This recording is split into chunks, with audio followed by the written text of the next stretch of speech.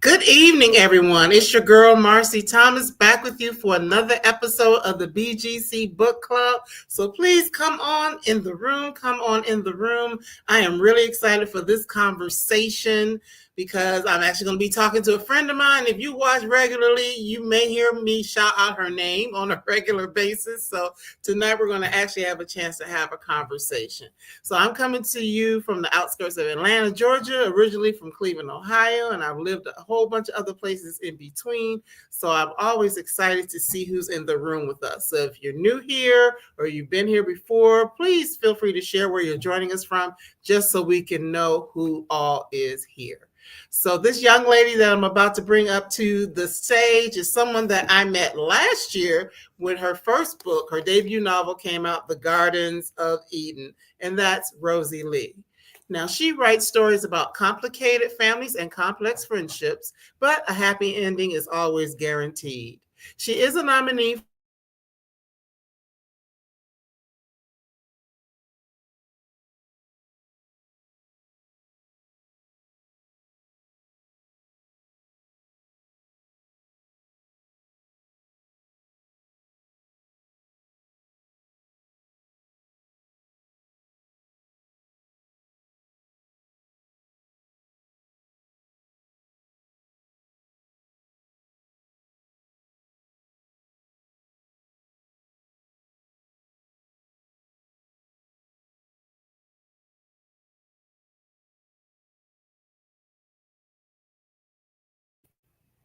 Okay.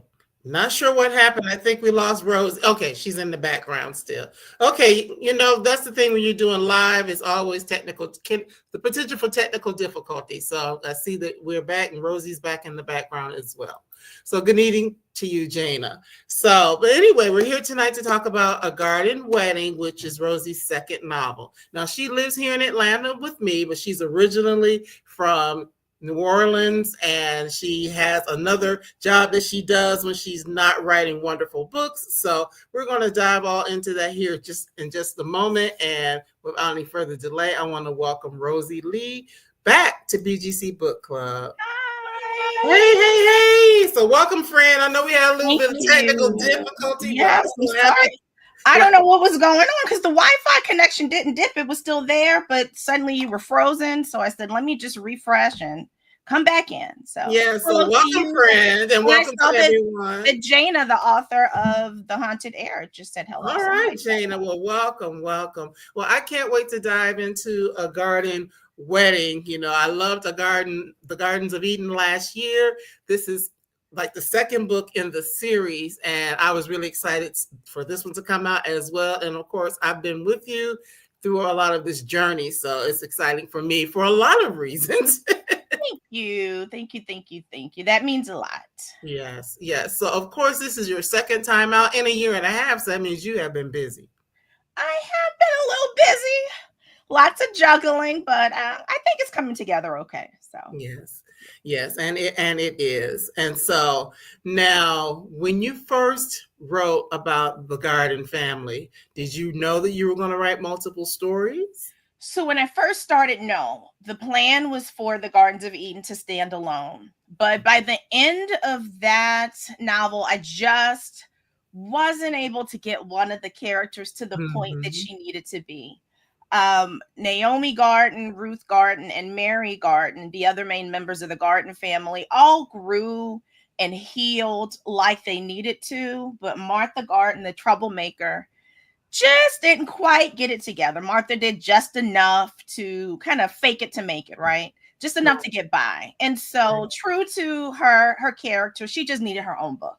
So that's how A Gardin Wedding came to be. I love that. And you're right, because I read the first book. We had a conversation about the first book, and I know you told me that, me and a lot of the other readers were like, I don't know about that Martha. Right. So we're glad that you're giving her a chance to kind of redeem herself. Yes. She pretty much demanded her own book, so I had to go along with her. Absolutely. Now, of course, there are some things that I know, so I'm asking this mainly for everybody else because I already know.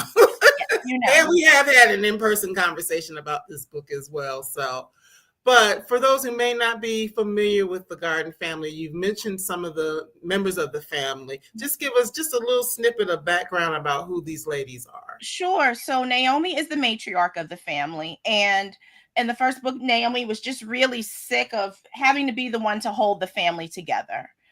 Is she's, getting up there in age. She's in her 70s, but a very vibrant and lively 70s, or a woman in her 70s, I should say. But she wants to enjoy life, and she doesn't feel like she should have to keep this family together. She really wants the women to figure it out for themselves in that first book. Ruth is her daughter-in-law by marriage. Ruth was married to Naomi's son, but he passed away. And so Ruth then married Naomi's cousin, Bo. And so when we pick up with the Gardens of Eden, Bo has just passed away. And so Bo had really grown the family business, Garden Family Enterprise, into a multi-million-dollar peanut empire. And he was the CEO. Ruth was the COO. So after his death, Ruth became acting CEO, and Martha just didn't like that very much at all. Right. So Martha was at a point where she wanted Ruth to essentially leave the family, leave the company, leave the family, kind of go her merry way. And speaking of Mary, Mary, similar pronunciation, but the person's name, Mary. Mary is Martha's sister. And Mary really just wanted to mind her own business, quite literally, her healthy food business, because she owns a comfort food restaurant that serves healthy food. But Martha just kept dragging her into the family fray. So as I mentioned, by the end of the Gardens of Eden, the family got to a good point, but Martha just still had more work to do. Yes. And the names of your characters, for those who are familiar, there are the names that women in the Bible have, or certain women in the Bible have. Yes. So of course that was an intentional thing to do, but it is not a Bible story. No, it's not. So the characters are loosely inspired by women of the Bible. So they have similar personalities.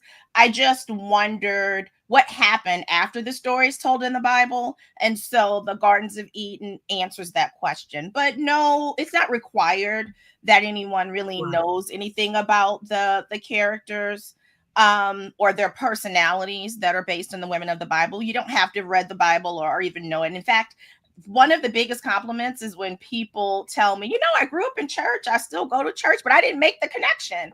And I enjoy that, because what that tells me is even when you don't realize that there's a connection to the Bible, you certainly can still understand the story. And I've heard that from people who never set foot in church also. So this makes me happy to hear it. Yes. So that means that the story is universal as it is.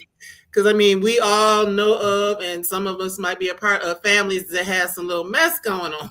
Oh, yes. And this family has a ton of mess. And that, for me, is the biggest fun for A Gardin Wedding. Because though the mess in the Garden family has settled down, Martha is at a point where she is dating her boyfriend, who she loves very much, Oji Greenwald. But Oji's family's got a bit of drama, and Martha's potential entry into the family causes even more drama. So it's a lot of fun. Yes, and we know that that's something that happens, because a lot of times, we'll hear women will talk about the mother-in-law or future mother-in-law and things like that. Yes, and sometimes men, on the other side as well. But of course, since this is a story from a woman's point of view, we get to see that. So just in terms of the fact that the book is about a wedding, ask this question. So is it a romance? Oh, that's such a fun question, and I want to thank you. You mentioned that we had an in-person conversation during my book tour at 44th and 3rd Bookseller. So thank you again for doing that. And that was one of the things that came up. So I love talking about that.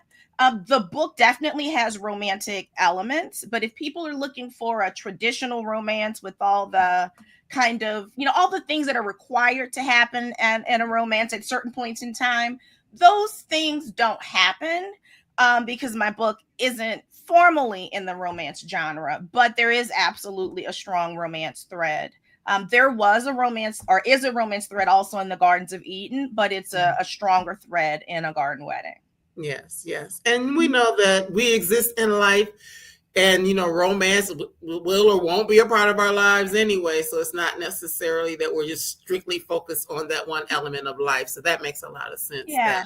So I describe the book as a messy family drama with a heartwarming ending, but that also has romantic elements. Yes, that's a perfect way to describe it.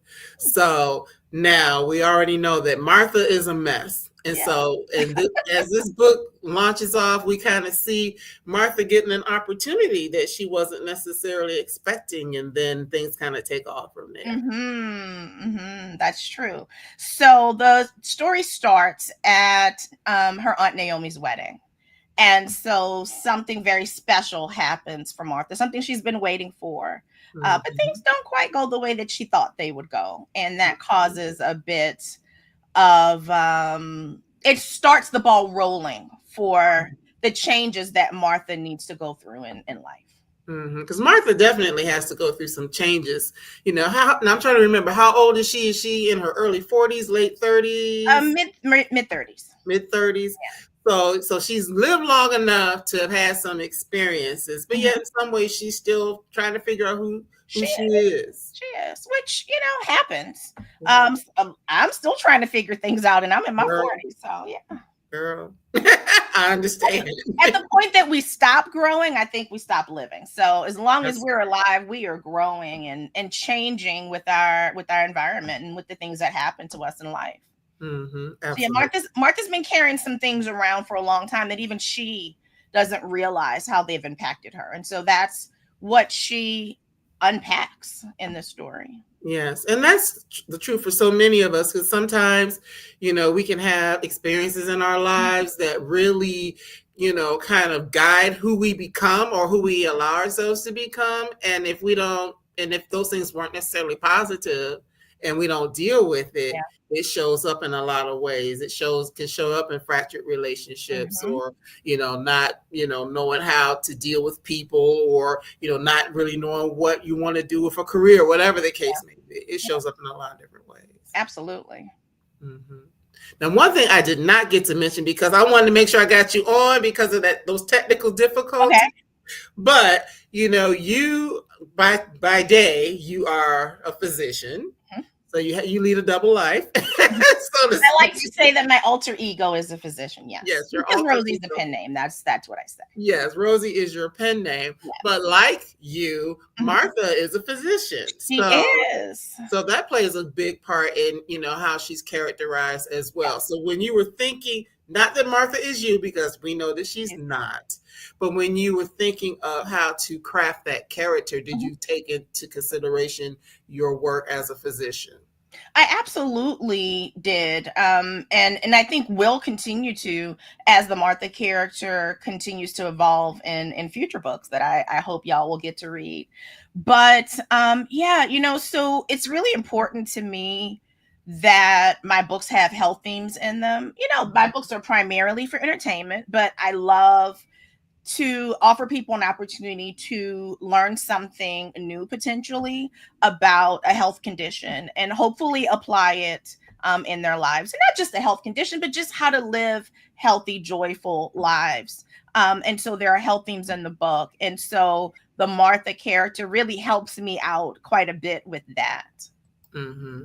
And I think that's good. It's a good way to get some information in that, doesn't feel, for the person who might not want to read, things that are nonfiction. It's a way to kind of learn a little something in the midst of a story, be introduced to an idea. And then, of course, we, take that information and go further with it if it's something that we want to learn more about. So that's a smart way to get that in, Miss Rosey. Thank you. But also, because I know firsthand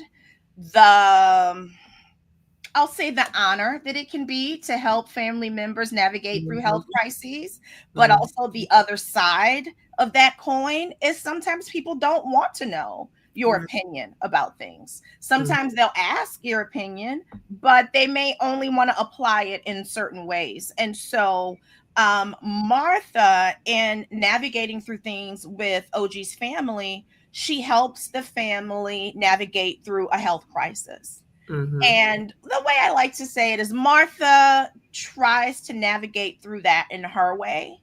And so she has to accept that she's not the decision maker. In her own family, people defer to her and say, okay, let's follow what Martha's saying. She knows the ropes, she knows her way around.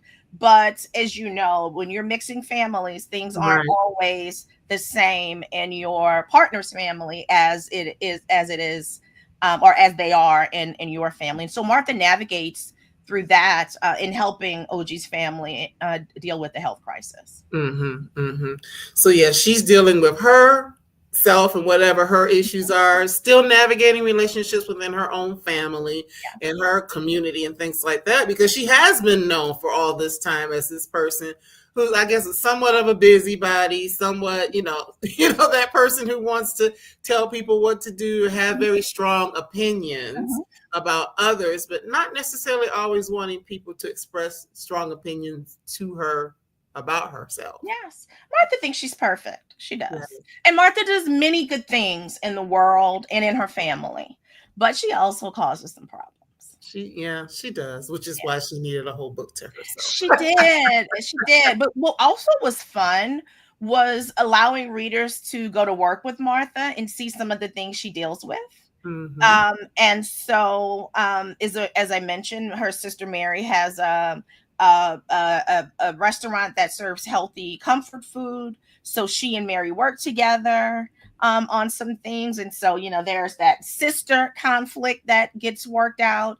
But also there is a friendship element within this story. So as you mentioned when we started, I write about complicated families and complex friendships. So this book also allowed me to work through that friendship drama space too.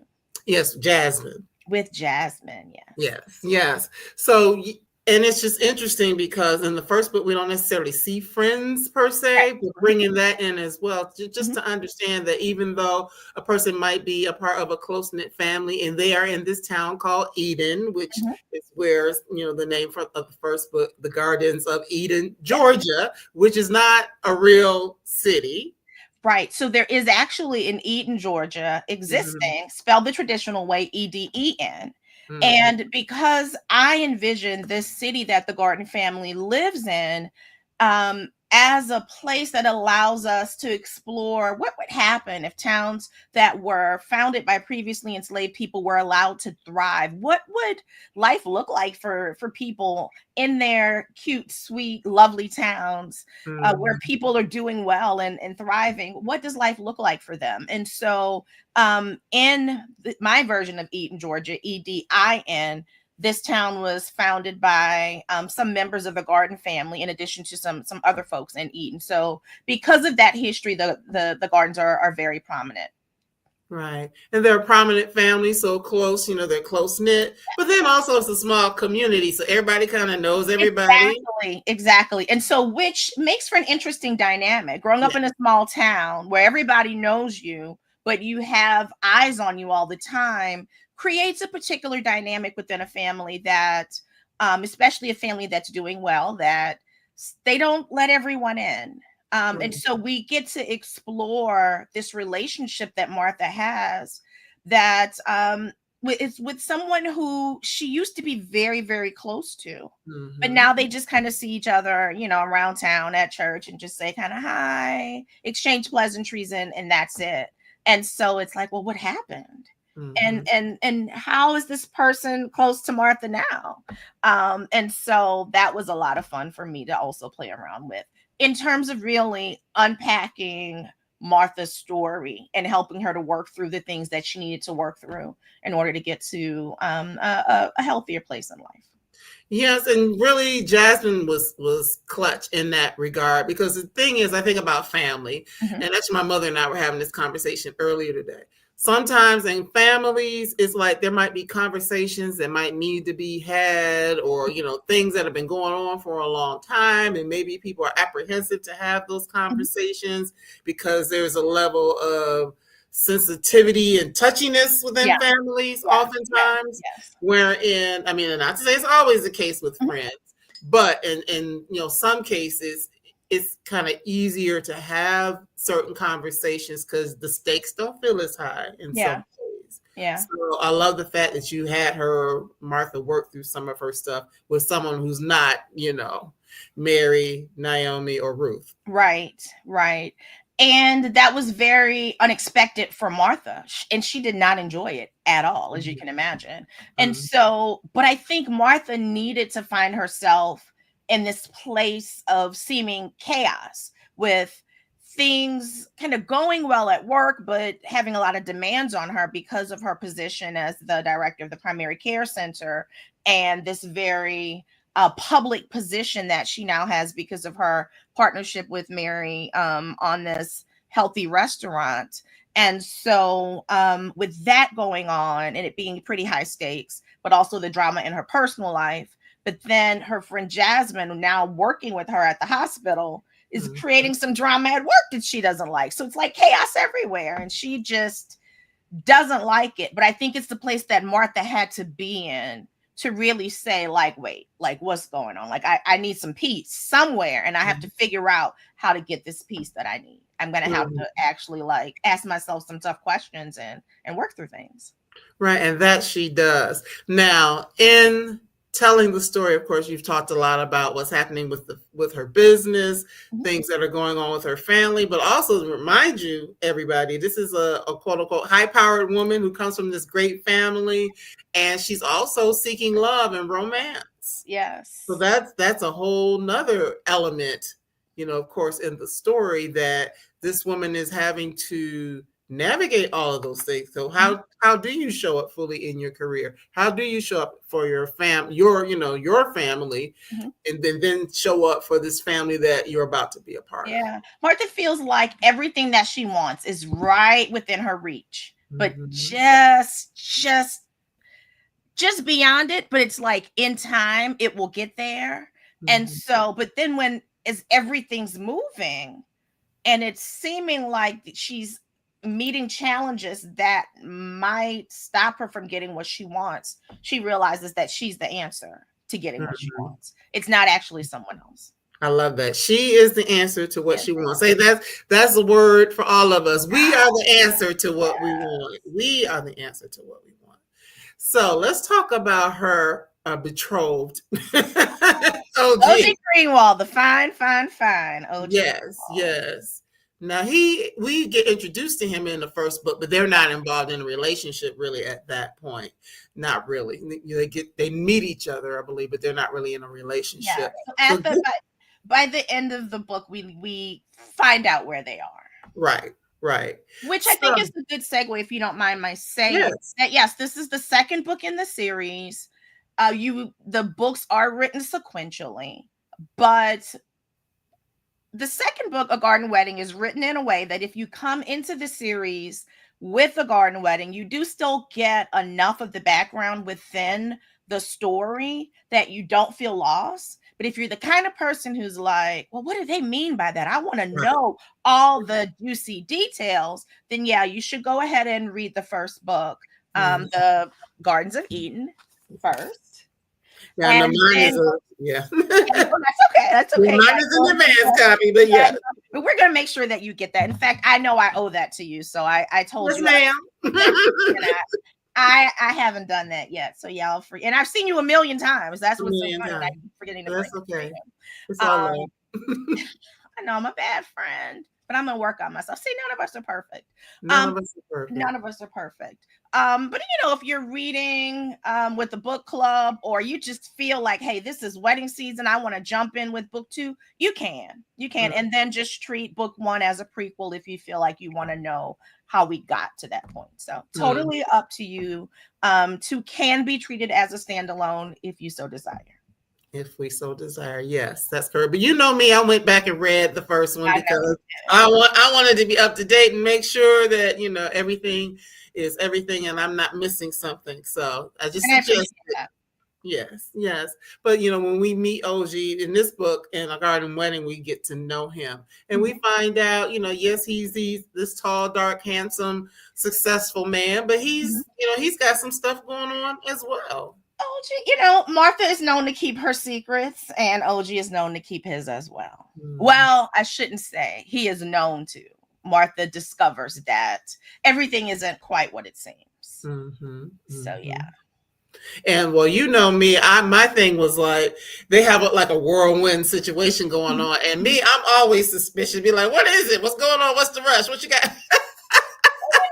Martha is a woman in her 30s. She knows what she wants. Yeah. And they talk about it in the book that they want a family, and she's like, hey, if we're doing this, let's go.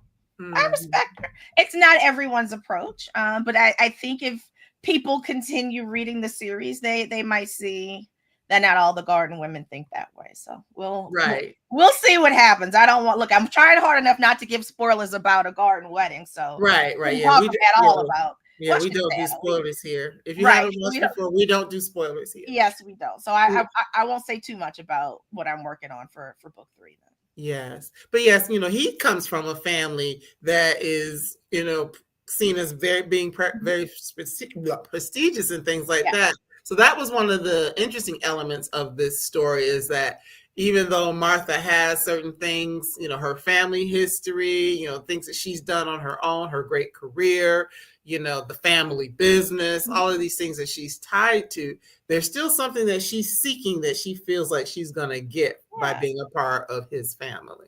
Well, and I grew up watching Dynasty and Falcon Crest, and I'm totally aging myself, but The Young and the Restless, which is still on, and now Beyond the Gates people keep telling me that I have to get into that too. Yeah, I love it. Beyond the Gates. But there's always a thing when you're in when one person's in a powerful family. One way that you can become more powerful is when families merge. And so, yes, the Gardens are a prominent family in Eden, but Oji comes from a family that's prominent in Macon, which is the bigger town right next to Eden. And so, Martha's always strategic about what she's doing. And so there's certainly a reason that she picks Oji Greenwald as someone that she that gains her interest. Oh yeah, she's strategic. He's got some strategies too, which you have to read the book to find that out. Indeed. But to me, it's just interesting because one of her nephew, or is it her cousin? Her cousin. He's like, y'all are a lot alike. Other people say y'all are a lot alike. Throughout the book, so it's like, it makes you wonder. So, okay, what's he being strategic about? What's going on with him? So it's that thing that kind of give you like, But isn't that how it happens sometimes? Other people sometimes see it, but we don't see it, right? And so, yeah. Yeah, like what's really going on with him? But you've already kind of talked about it, that his family gives Martha the opportunity to kind of exercise her skills as a physician, or try to give information and things like that. So, do you mind telling people what it is, just so they can kind of have an idea of what they're dealing with? If you feel comfortable with me answering that question, I feel comfortable. Oh yeah, because still not going to tell the story. It's just so people know what ailment that you're talking about. Yeah, so it's important. Yeah, and I really appreciate your asking that question. So Oji's father has vascular dementia, and so he is at a point in his journey with the illness where he does still have some independence and autonomy. The question is how much independence and autonomy are appropriate for him. And that's something that a lot of families struggle with. Right. With this book series, I have chosen health topics that disproportionately, that first of all are the big illnesses and health conditions that impact people in America, period. Right. But also they disproportionately impact Black people in America. Right. And so in the Gardens of Eden, we work through heart health, mental health, and the connection between them. And in A Gardin Wedding, we work through vascular dementia, which has the same risk factors as heart disease and stroke, and is actually connected, frequently connected to stroke, or someone who's had a history of stroke, or possibly many strokes over time that they may not have even realized that they've had. And so that's something that we don't talk a lot about, or enough about, I think. Frequently, when people think of dementia, they think only of Alzheimer's. But vascular dementia happens a lot. And there are things that we can do to decrease our risk for that. And so that's why I wanted to talk about that in this book. But we also talk about mental health and couples counseling. Yes, yes. But that's why I wanted to bring up what you talked about, because I know how important it is. Absolutely. And I know why you put it in there. So absolutely. And I appreciate that. Yeah, it's just something to give, food for thought for people to think about. And, as they're reading the book, as I said, to get a little insight, but then to dig deeper, because I think it's so important for us to get more information. Absolutely. And to be able to, support our loved ones and, or it could end up being us. Oh, absolutely. Yeah. And so what I can tell you is I had decided on the health conditions that I would address in both books. Probably, let's see, I wrote The Gardens of Eden in 2020. So I decided in 2020. That was 5 years ago. What I can tell you is over the past 5 years, a number of people close to me have had situations and hospitalizations attached to both of these illnesses. And I mentioned that because I'm sure there's some people in my life who are like, is she writing about so-and-so? Writing about so-and-so? I'm not writing about so-and-so. I made the decision in 2020, but I say that because that's really just how common these conditions are. Oh, y'all didn't see that. This is a beautiful glass that I got when, yes, I have to show that. And when the Gardens of Eden came out. Yes, I love it. The light hit it just right so you can see the book title. Yes. So I love it. I started to put something, adult beverage in there, but this will be a different conversation. We'll save that for next time we We'll save that for next time. But yes, I just, I think that I love the fact that you incorporate those types of elements in the book again, because it's just important for us to see and to learn. And, as you said, it speaks to the fact that there are a lot of things that are going on in our communities. And, I love the fact that you're bringing these things to our attention. Yes. That's too cute. Oh yes, that's my soror. You got to get her book signed. So we're gonna make sure we get you squared away, Teresa. I will make sure of it. I look forward to it. Yes, but yes, it's just I am appreciative of the story, of the storytelling, of you building a world, because you've created like a whole map of what this city looks like, what this town looks like, and all those sorts of things. So I mean, there's a lot of thought and a lot of heart that has gone into creating this family and crafting these stories. So you mentioned that you worked the first book, or started thinking about the first book in 2020. How long did it take you to write the second? Sure. Yeah, I wrote the first book between January and February of 2020. Okay. And the second book took a few months. So I took time off from work in January 2020, just essentially put all my vacation time together. And I'm self-employed, so I did it during a time when it was easier to take time off work. I think that's the best way to put it, where I still did a little bit of work, but not as much. And so I had more control over my life and my schedule back then. Just my life and family circumstances have changed since 2020. So I wasn't able to take a month off to write The Gardens of Eden. So I did that one over I think about 3 months, 3 or 4 months. Yeah. So since we're talking about you and writing, I know we've had this conversation, how some writers say, oh, I write every day, I get up at 4 a.m. and I write and da-da-da-da-da. And, but I already know that you don't function that way. I do not. Yeah. So I like to wake up with the sun. So it changes throughout the year. But really, quite honestly, so often I'm up late working, whether it's on my work that pays the bills or something around the business of being a writer with, doing marketing stuff. And so my schedule is a bit chaotic. And so I just carve out time when I can. I cannot promise that I'm going to write every day. I certainly could not wake up at 5 a.m. because, like I said, I like to wake up with the sun, preferably without an alarm. But yeah, that doesn't always get to happen. So I fit it in when I can. So I do not write every day. I do not write every week. And really, for me, I think, it's also a question of what is writing. Because for me, one thing that's super important, I figured this out about myself. Before I start writing, I need to really sit with the story. I say sit, but I mean like live with it. I get my best ideas out on a walk, taking a shower, doing the dishes.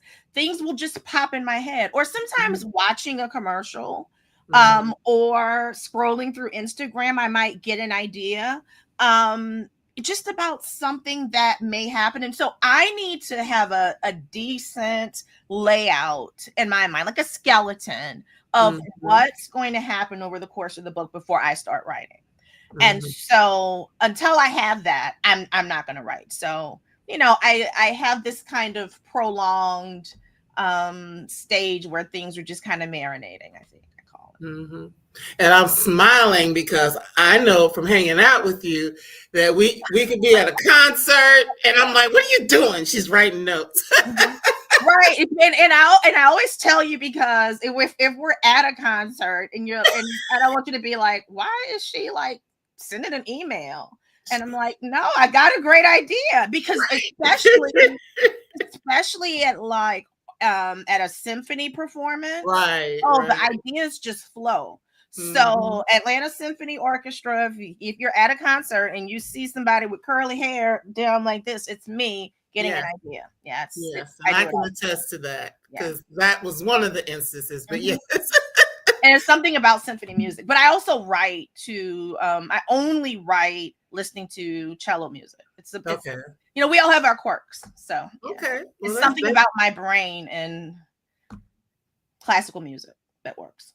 Wow, I love that. I love that. So I just wanted to do that little sidebar just to talk a little bit about you and process. So only my friends telling all my business. Yeah, that's what friends are for. So, just back to Oji for a moment. I really enjoyed reading about him, but he felt real because, just like Martha has some situations and some issues that are going on in her life, so does he. You mentioned secrets that are secrets that he's keeping, because he's standing in this space as, I'm a man and I got to take care of business, and he's helping to tend to family and things like that. So one of the other things that really comes up in the story is thinking about caregivers and what's going on with those who are caring for others. Yes. That is, especially, I think, once you reach a certain age of your life, for some people it's in their 30s, others it's in their 40s or 50s, when the responsibility shifts frequently from taking care of children to looking after family members, elders. And so that can really have some impacts on your life. And so we start to go through that with the Greenwalds. And Martha is very understanding about it, obviously, because of what she does for a living. Yes, she's understanding and helpful because, as you mentioned, being a physician, then also, and this is another space where the health that you believe in comes in the story, the fact that she does own like a healthy food type of restaurant, right? So there's that, and just thinking about sometimes what you're eating and all these things tie into your health. And as she's helping people in her community, she's also trying to get them in a space where they're eating more healthy. Right. Absolutely. And I don't want to preach to anyone. We all have our journeys. I certainly have my own journey. But just because we know things doesn't mean that we don't still need to hear about them and be reminded that the choices that we make have impacts on our health. That's just true. And so it's okay to talk about it, and okay to explore ways to do that, but still enjoy food.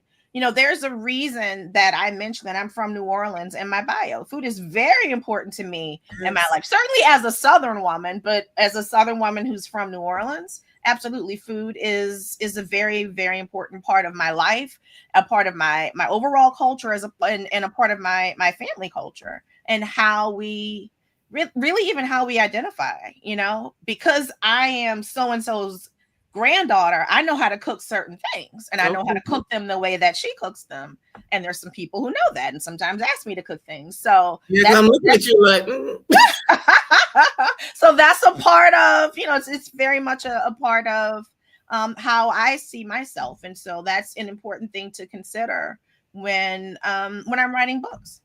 And just to think that, just presenting the idea that we can still have things that we love, Mhm. we can still have things that we enjoy, and just, maybe making a little tweak here, a little tweak there, Absolutely. just to make a world of difference. So all of that stuff is really good. So all this stuff is going on, y'all. So y'all can see it's a lot happening in the story on both sides, and we're dealing with what it means to bring people and families together, which is a thing, because they always say, I mean, I'm single, haven't been married, but when people do get married, you're also marrying a family. Absolutely. You're thinking about what that looks like. And that's not lost on Martha. Obviously, Right. as I mentioned, that was a part of her strategy, and that's part of why she takes it so hard when she doesn't get the reception that she expects from Oji's mother. That's a big hit for her. From my perspective, because of how Martha is wired, for me, that's what had to happen in order for her to start opening her eyes and admitting that there are some things that she needs to work on. Some people can go through things some people can put other people through some difficulties, right? Not see the role that they play until that same thing happens to them.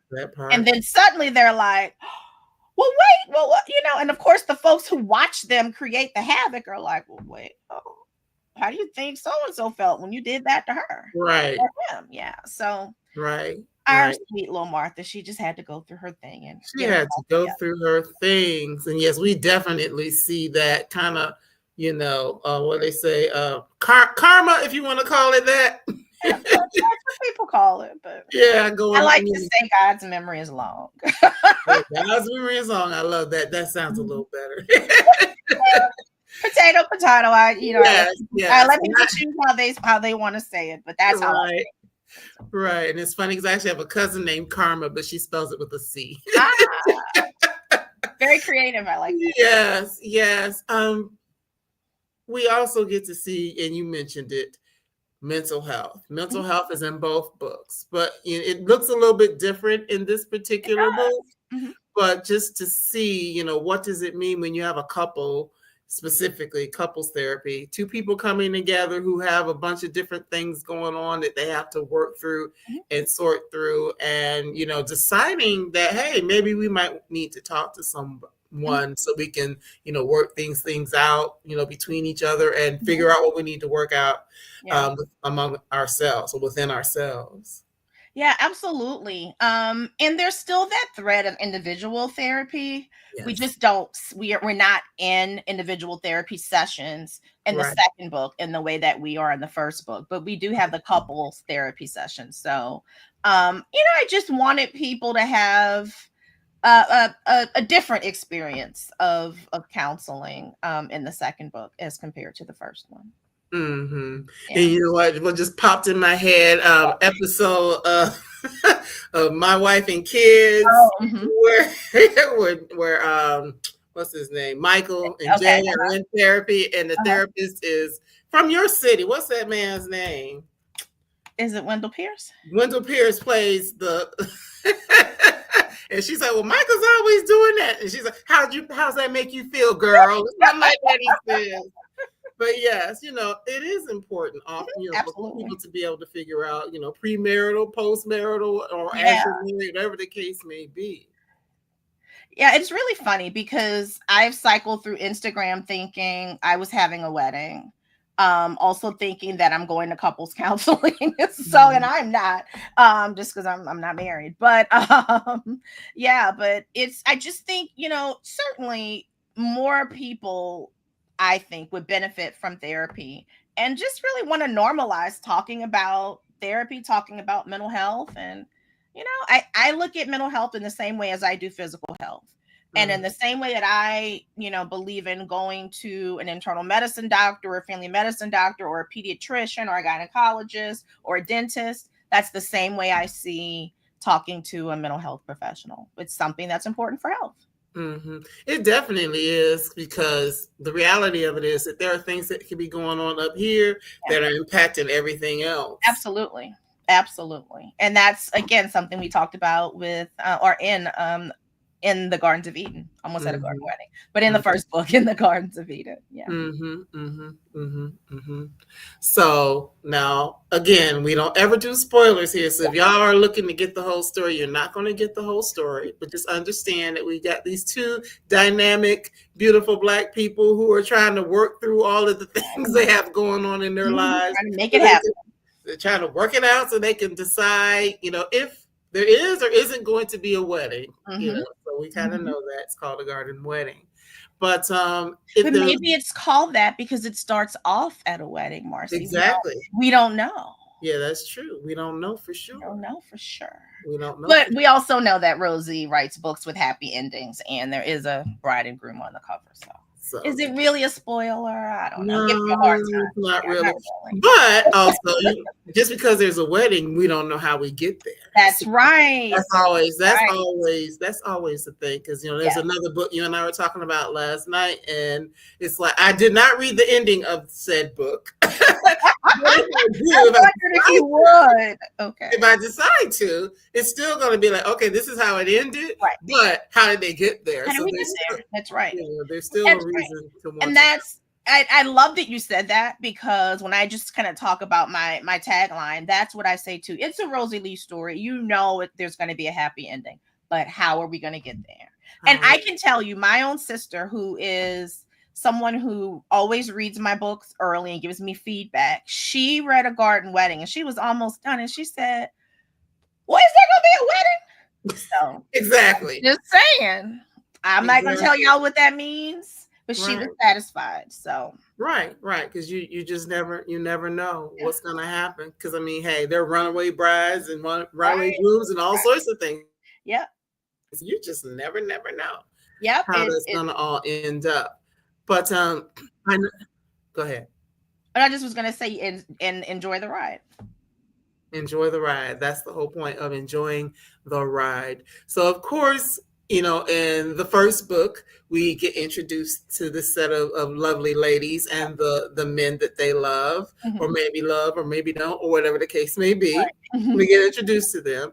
Of course, in this book, we center on Martha's story and what's going on with her. We see what happens between her and Oji. Will they, won't they? You got to read it to figure it out.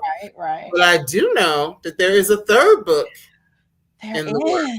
There is. I'm working on book 3, and I'm excited about it. I will tell you that, as we talked about earlier on, when I first started off, I only planned to write one book. But after I decided that there should be a book 2, I thought, well, should there be a book 3? So when I went on submission to sell the first 2 books, I also mentioned to the publishing company that there's a book 3. So we'll see. We don't have a deal yet, so that means y'all got to go out and buy books 1 and 2 if you want to find out what's happening in 3. And if you enjoyed 1 and 2, please write a review.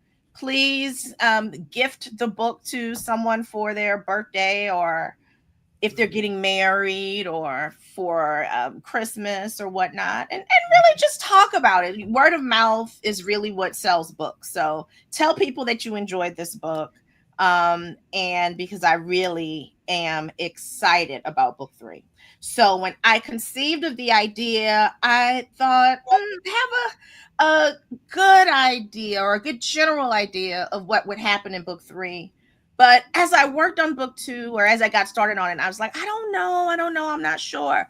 But true to form, as I wrote book 2, I got the best idea for book 3, and I'm so excited. And if you read book 2, you'll get a hint. You'll kind of see where we're going with this. And I can just tell you, I am in love with this story. So in love with this story. So I can't wait for y'all to read it. Yes. I can't wait to read it either. Because it's something about, the one-off stories are great, and as you already said, you could read You can start sequentially, go sequentially, or you can start with two and then, go back to one, whatever the case may be. Or you could just read, whichever one calls to you. But it's just something about having a series and being able to navigate what's happening with this family and see, the different things that, the ebb and flow of relationships, and whether they're getting better or worse, or, whatever the case may be. People maybe putting characters together in one way that they weren't, in one book in a way that they weren't in another book. And to me, that just makes for the evolution of the story. I really appreciate that. And for me, to be clear, my hesitation was that if I'm going to write another book in the series, I need to feel like it is a strong book. I don't want people to say, oh, she should have stopped at the one before. I don't want that. And so that's why I was hesitant about 3. Like, oh, do I have enough? But when I was working on 2, writing 2, and when I got to a particular scene, I'll just say that I knew, oh my goodness, book 3, I know where we're going. And I love talking with readers and interviewers and podcast hosts so much because I get ideas doing that. And I guess it was sometime in early May, I did an interview, and one of the interviewers asked me, after we recorded the episode, she asked about a particular character and if they would get their story. And I was like, oh, I don't know.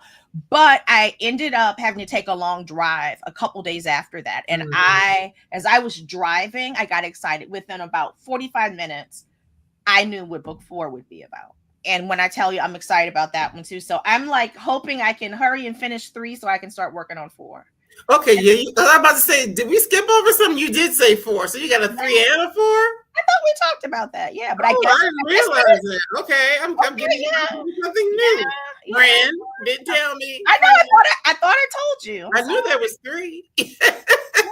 I really did think I told you. But now, well, hey everybody, y'all saw me being a bad friend to Marcy that I forgot to tell her that there's an idea for book 4. Yeah, there's 4. I can see it. I mean, honestly, I can see it because having read 1 and 2, realizing that there are 4 women. It's not what you think. Oh, okay. That's why I thought it would only be. I don't want to say too much, but you and I will talk after. Yeah, we'll talk after. I'll get the scoop. I won't tell y'all either. It's for me to know and y'all to find out. But yes, but I mean, even if it's not about Mary, Martha, Naomi, Ruth, the reality of it is a small town, and so in a small town, people are interconnected anyway. So there always can be another character that may be on the on the side somewhere that could pop up, and all of a sudden we're keeping it in the Garden family. Yeah, I am so excited because I really struggled. I was like, I don't know how to do that. I don't know how to do that, but I got the idea, and now I know how I'm doing it, and I'm so excited. Oh, that is exciting. That is exciting. Yes. Well, you will be following in the footsteps of several. I'm trying to right now. My mind is gone, but and thinking the name of the author right now. But sometimes it might be 10, 20 books, just the same family, and just move people around. I would love to do Brenda Jackson. Brenda Jackson. That's it. My mind. I want to say Beverly Jenkins, but BJ. Well, she does that too. Yeah. But I knew you were talking about Brenda Jackson because you've interviewed her fairly recently. So. But yeah, I mean, that's because people do fall in love with characters, the community, whatever, and they'd be like, well, what about Miss Jenkins over there? Like, what's going on with Miss Jenkins? Why is she always in people's business? And then you get a story, find out why, whatever the case. I think I'm going to stop at 4, but I could also, I've always said I could see like a holiday book, so I'm not sure. But then I got another idea for a story set in Eden, but not about the gardens. But I don't know that I'm going to do anything about that. So. Right. But I mean, that brings up a valid point, though, because as you said, if it's something that's been a series going on and on and on for a long amount of time, it's like, at what point do you kind of exhaust that story? Yeah. And even just not even so much from the perspective of what the readers want to see, but also you have other ideas. Absolutely. And that's because it's so interesting, because I have an idea for a book that's supposed to happen after the Gardens of Eden series, but I'm like, but now I'm already up to, in my head, book 4, and have an idea for another book. But like I said, I don't know, because it would be another family, and I don't know, but that could be fun. So I don't know. We'll see. We'll see. But We'll yeah, see. we'll see. But I just don't believe in forcing it. It needs to make sense. I know if I like it, because I'm so picky. I think most people, my readers will like it, but there's some folks I trust who will let me know if I'm going the wrong way, and I have I have no doubt that you will nudge me and be like, "Girl, it's time to stop." Okay, so so what's next? But I mean, we all need that. That's why we have folks in our trusted circle. So. Right. Oh, yes, absolutely. We are just about at time, so I got another couple of quick questions. Okay. So, of course, we've got this family, and, we've talked about some of the things that's happening within this family, how you're able to bring in all these other elements to the story, whether it's health or, whether it's physical health, mental health, love, romance, all the, relationships amongst friends. I mean, there's just so many things that you touch on in the Gardin Family series. But what, if anything, would you want someone to take away from A Gardin Wedding specifically? Sure. Yeah, that healing is possible, even when it looks like someone will never change. Mm-hmm. And I don't want anyone to have false hope, but sometimes we need to know that thing that we're most ashamed of, that we can heal from it. Mm-hmm. There's a saying, what is it? It's never too late to have a happy childhood. I looked because I had that on my wall of inspiration. It's never too late to have a happy childhood. Mm-hmm. And, I didn't write a story about Martha running around on play sets or doing whatever, but, there's something that she went through that she really needs to heal from. Mm-hmm. And so for me, I want people to know that, yes, we all carry around some baggage, but we can work through our baggage and have the lives that we really yearn for, lives that really bring us joy. Mm-hmm. And then you're saying that one thing that's really coming out to me, and I mean, sometimes it's hard because Martha, she needed her whole book because people didn't necessarily like her, but also to understand that people's behavior doesn't necessarily happen in a vacuum. Right. And a lot of times if you have an opportunity to know more about that person or dig a little deeper into it, you can understand. You might not like it. Right. But at least you have an understanding. Like, okay. There's a reason people behave that way. And it's not to excuse their behavior. Right. Not at all. There's a reason. And like I said, who are these people that are allowed to wreak havoc in their family without accountability? In the Gardin family, Martha is that person. Mm-hmm. And so in that first book, we had to see if the family's going to stay together. But in the second book, how does Martha get her healing? What does she need to go through? Mm-hmm. And in truth, in real life, I know everybody doesn't get a happy ending. There's some folks who are not going to do the work. We're just going to keep creating the drama. But, I hope people learn, how do you navigate that? How do you make peace with that? How do you make peace with it? How do you go on? And it doesn't have to be perfect, but we have to figure out how to get through it. Mm-hmm. Yeah. If there is something that if there's something the story of the Gardin family could do to expand the reach, what would that be? To expand the reach? What do you mean? I'm not sure I understand. You want this story to reach as many people as possible, right? Uh-huh. What would be your ideal or dream way for the reach to be expanded? I wondered if that was the question you were asking me. It was, but I just twisted it. Like, is that what she's asking me? Like everybody, I see this. I say like everybody, but like I think most authors kind of envision, or at least lots of us envision our books as a film or a series. And I definitely see the Gardens of Eden as a series. I'd love for it to be something that folks, binge and just girl, I made it through the first season, which I envisioned the first season as being the Gardens of Eden, and I envisioned the second season as being focused on a garden wedding. So yeah, I love that. And you know what series it makes me think of? What? Sweet Magnolias. I love that. That's a tremendous compliment. Thank you. Yes. Because even though that's about friends and this one's about a family, it's a small town. It's all these things that are going on in a small town. People are interconnected. Da, da, da, da, da. So yeah, I could see it being like a Sweet Magnolias. I appreciate that type of series. I love that. And because I see each scene in my head playing out like it's already on the screen, because that's just the way my brain works. It's just natural for me to want all my books to turn into something. So yeah, I had you say it because it's out there in the atmosphere. We're putting it in the atmosphere. We're gonna put it out there. Yes, in your prayers, but we know we're gonna put it in the atmosphere as well. Add me to your prayer list, please. Yes. And last but not least, I always ask this question.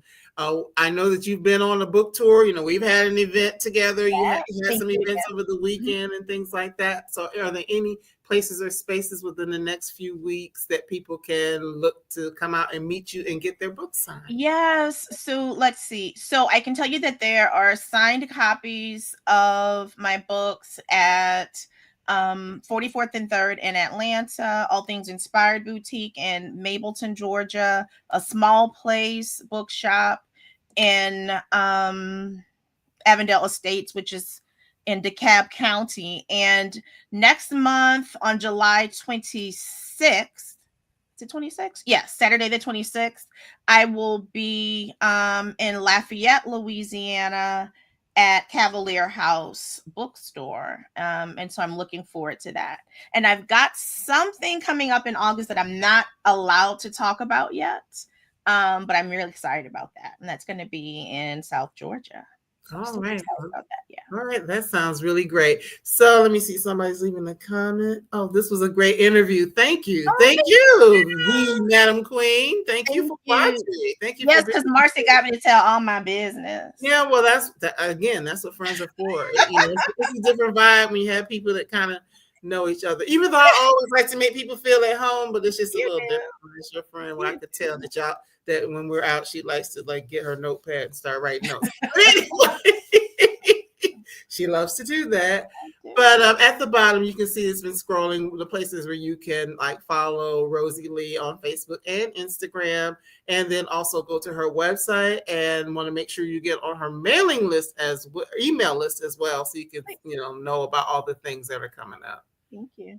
Yeah, thank you so much for having me, and thank y'all, everybody, for joining. It's been a fun conversation. Oh, yes, absolutely.